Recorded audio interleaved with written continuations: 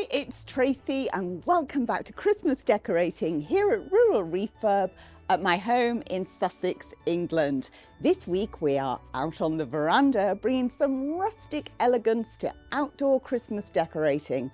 And of course, I've got some fabulous DIYs for you as well. It's going to be fun, such fun. Welcome to the veranda, or porch as you may call it. I love decorating this for all of the seasons. Lots of different surfaces, we've got loads to go at, but before we do that, let's jump straight into a DIY. Last episode you saw me collecting bark and drying it in the oven and then getting creative and making a bark wreath. Thank you so much for the love on that. This week I fancy a bit of tin can. Well, we've all got them, so we might as well use them. I've got the dried bark out and I'm just going to break off lengths slightly taller than the can. Plenty of glue onto the dried bark, stick it onto the can and away we go.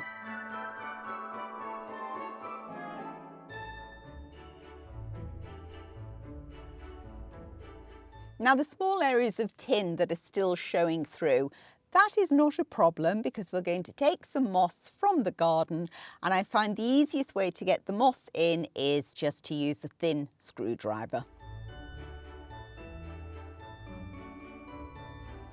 Pop some water in, clippings from the garden, and then add the embellishments. I'm using a great big pine cone and finishing off with snow spray. Easy to do, virtually cost-free, visually effective. In fact, I like it so much, I'm going to do some more.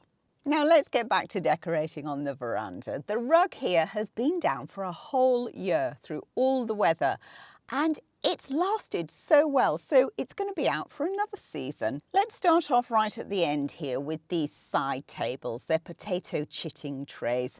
I had these big pots on. I was going to use them. They're actually weighted down with pea beech in old chocolate plastic tubs, but I've changed my mind.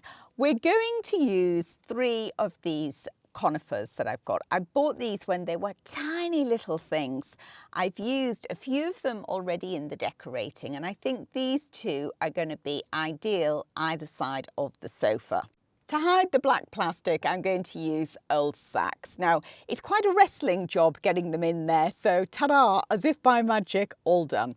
Finishing them off with one of the 4 ribbons that we're using this year. This one was on the staircase, and in some of the other decorating you'll have seen it. Now, onto the sofa. I'm going to do my sofa installation, so blanket down first and let's go find some greenery.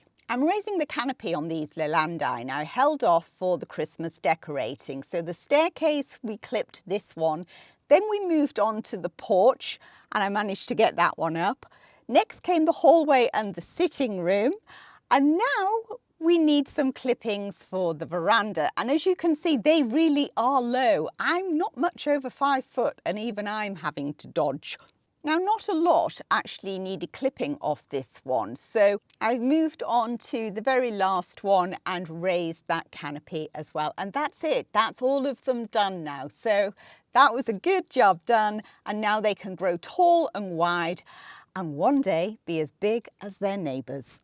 Let's go find some more things to decorate with, and we're heading over to where we had a dead tree. Now, it broke my heart to have to bring this down. It was a beautiful old tree, but it was completely dead, and if it came down, it would take down power lines. Normally, I'd just leave them, but unfortunately, it was in a dangerous position. So with a tear in my eye, I know, it kills me just watching this video. I'm doing my best to honour the tree though. We've made a habitat pile. I'm using it throughout the decorating, making things with it. Of course, Bertie has now got his posing podium. It's embarrassing how much this boy loves a camera. My lovely son-in-law has been over splitting and creating lots of logs for the fire.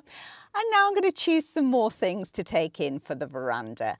I'm also going to take a few other cuttings as well. We've got this beautiful, we call it the Christmas tree because it's covered in lights. What do you think, Bertie? Should we take some in? Yes, that's okay, we will. There's another one here. It's slightly different tones, different textures. And Bertie's quite liking the laurel, so I think we'll have some of that as well.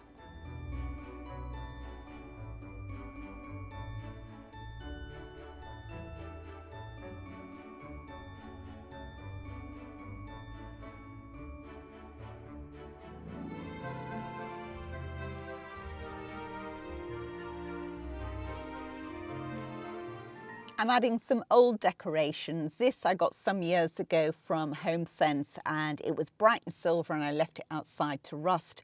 And these wooden stars, again, I've had them for many years, so I just use them outside now. Old decorations get downgraded to be used outside, and the same with the lights. I used to use them indoors, don't quite fancy them that much these days, so I've moved them to the outdoors and they work beautifully out here.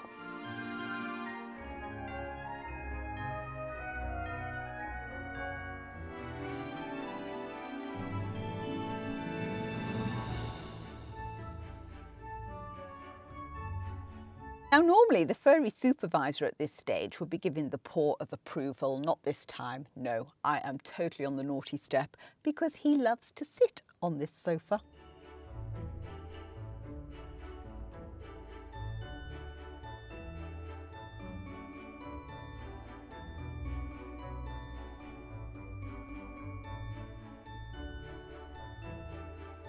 Let's move on to the coffee table, and the first thing I'm going to put down is just an offcut of a scaffold board, and then I'm going to bring in our tin can creations.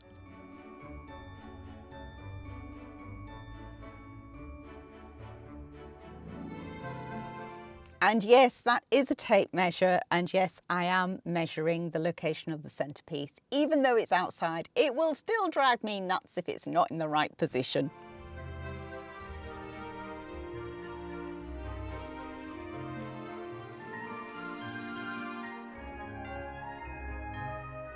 Chairs next, and yes, I do use soft furnishings throughout the winter months. I like to sit out here wrapped up in a blanket with the favourite drink for whatever time of day it is, and just enjoy the peace, the quiet, the fresh air. Now the throws are very old, but the cushion was in my shop and haul video that I did right at the beginning of the autumn, and the tassels have made it. I was threatening to cut the tassels off, but for the time being, they have made it.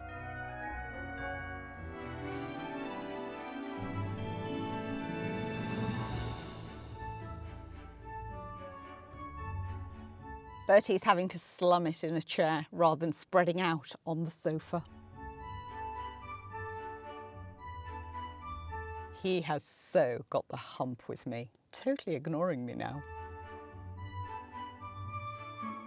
Now for behind the chair, I have a cunning plan. Can you remember this basket that I found in a charity shop for just £20? I couldn't believe it. I used it in the summer decorating on the veranda, but now I quite fancy using it as a big log basket here, or a kindling basket. This old one I've had since it was a toy box for my son, so that was many years ago. I think it's going to fit in that position. I think the tones work beautifully. So I've used some black bin liners, just staple gunned them around the bottom to keep everything in, and super happy with that, which means that I can take that table away and pop the big white basket in. And into the big white basket can go one of these wee beasties. However, I think it might be just a little bit too low, so to elevate it, I'm going to use the leftover plastic containers from last year's Christmas chocolates. I have used these all year round. I do like to keep on reusing and getting as much life out of something as possible. Well, I think we're going to win this battle. It's a lot easier than trying to put them in a sack, but I am going to take some Hessian and then just wrap it around the edge just so you don't see the soil or the black plastic pot. Also, the Hessian gives a link back to the sacks. Now I'm going to use Waterfall Lights again. You saw me using these last episode. Now I just wanted to let you know that they do wrap one of the wires around all the other wires. And I know lots of you have been out buying them. So just to let you know, when you first unpack them, just check down at the end and undo that one strand, and it'll be so much easier unwrapping them.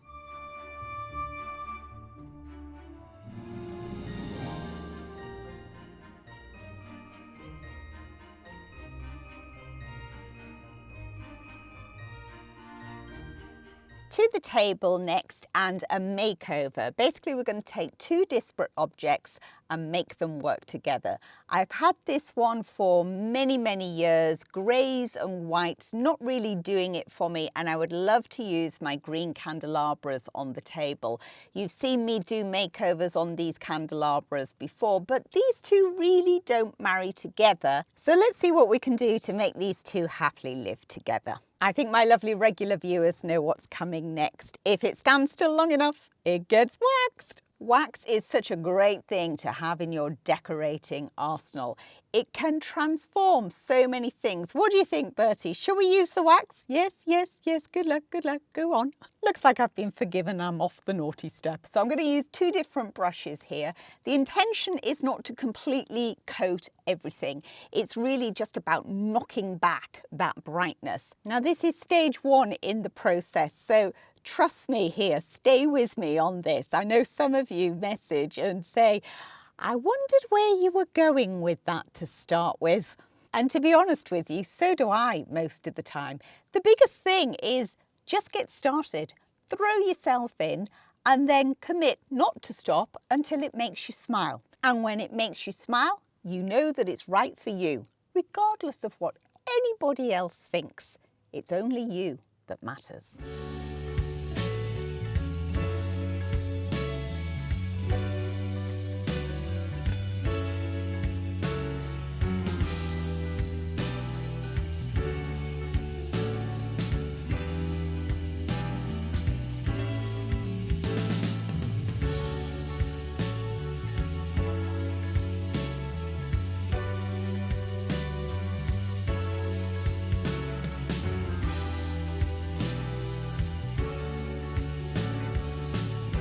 And this made me smile, so I did too. Now, let's get these over to the veranda and onto that table.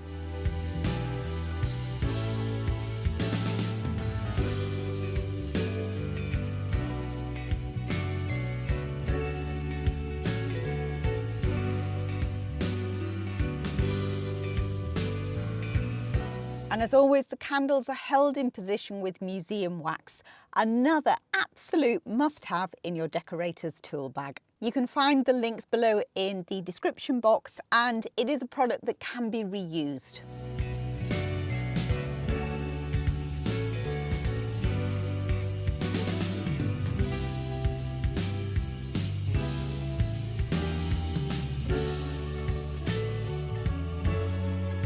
Let's work on the other end of the veranda now.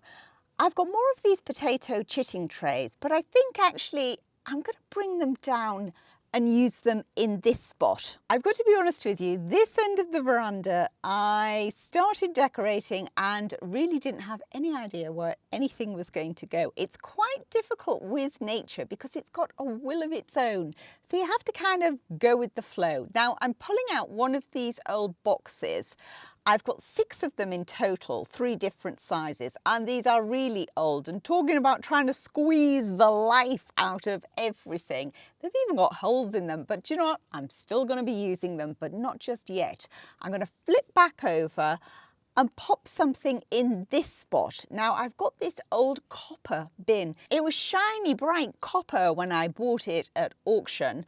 So I think we're going to do something with that. It's wonderfully watertight, so it's going to be ideal for all of that luscious greenery that we've been picking. Found a skanky lemon at the back of the fridge, also some salt. Any salt will do. This is all I had in the cupboard. And I just chopped the lemon in half and added salt to it. Now I love this technique because the lemon acts as your scourer, as your pad. Watch the magic happen.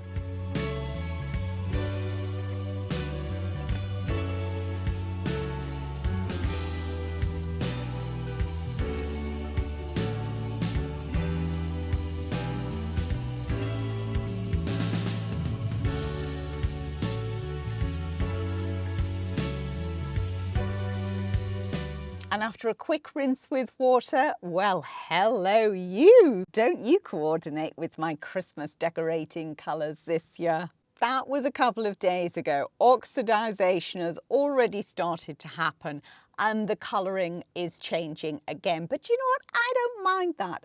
I love that depth and those different tones. It's interesting to me. I'm going to fill it right up because we're going to be putting lots and lots of foliage in there, and they are going to want to drink. Now out here, this will happily live probably about 3 months or so, possibly even 4 months life I'll get out of it. So I won't necessarily take it down after Christmas. I'll probably just keep on topping the water up and let it run through the winter months.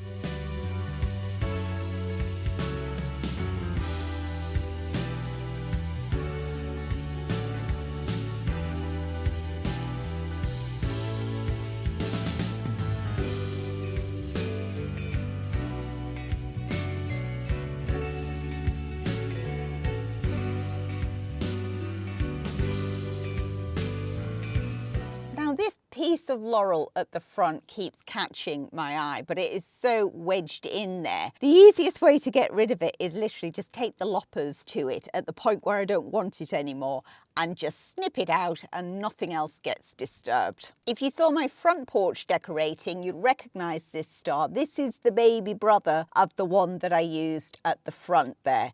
And I think I'm just going to do something with it, not 100% certain yet. So I'm just going to leave it there and then move across and start doing another area. As I always say, it's like painting a picture. You've got to keep working your way around the canvas. And because I haven't got a set picture in my mind, basically I'm making it up on the hoof. So I am all the time looking at the layers. I love to layer when I decorate. It's very much my personal style, although I do get the feeling I'm being watched at times. I like to repeat materials as well to create a cohesive scheme. So by using the wooden star and the metal stars, that links back to the sofa installation.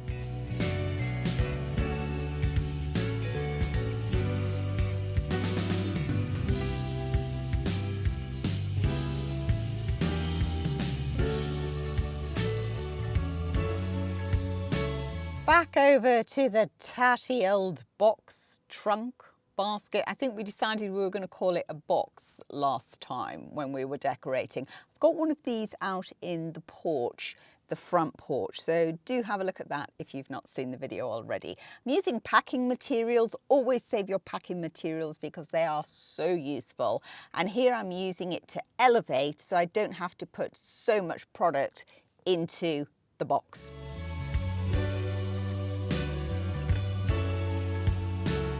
Walking sticks, yay, they are making it out into the veranda decorations. I have been collecting them all year and I'm using them in different ways to decorate throughout the seasons and this Christmas. If you've not seen the staircase yet, go check out how I use them there. Now, down in this little corner, I'm just going to put the old port box and then a tray that I use all the time. It's an old printer's tray. It was included in a job lot at auction. I find the height of it so useful to disguise the socket behind there.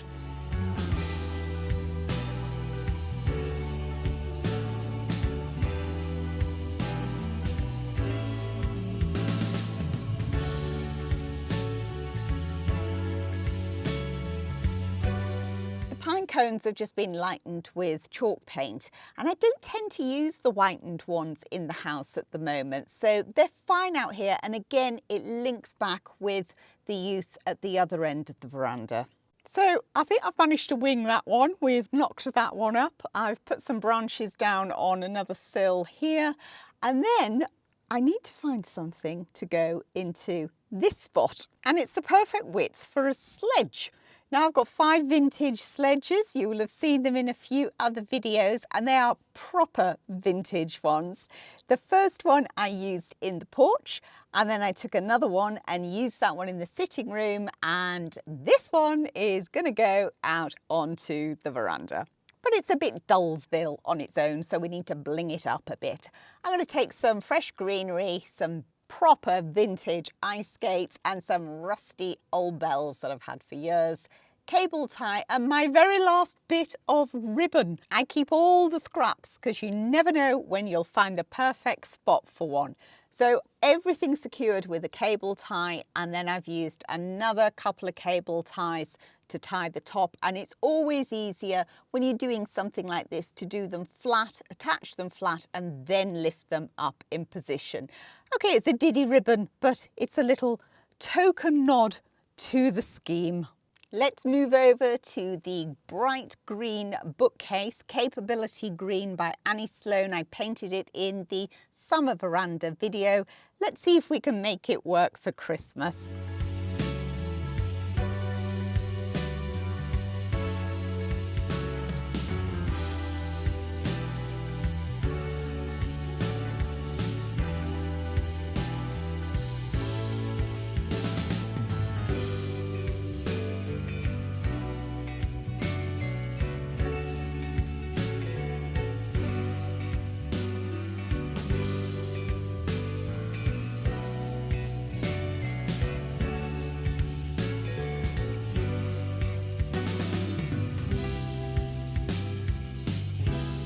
And it's going to be a perfect spot to hang my golf ball clusters. Did you see that video? If you haven't, go check it out. It's a really fun, unusual makeover using golf balls in Christmas decorating.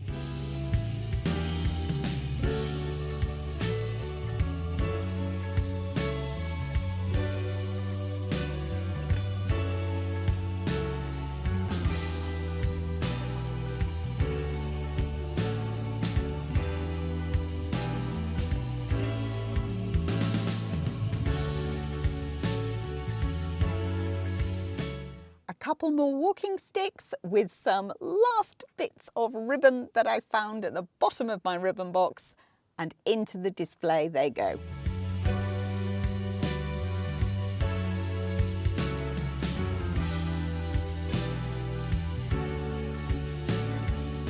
So I'm quite pleased with that. I think it's come together quite well, considering I've just done it on the hoof. I didn't have a proper plan, but it is missing something. Lights, 2,000 lights. You can't have Christmas without twinkling lights. They bring everything alive. And if you live in the south of England like me and we rarely have snow, then snow spray is a must outside as well.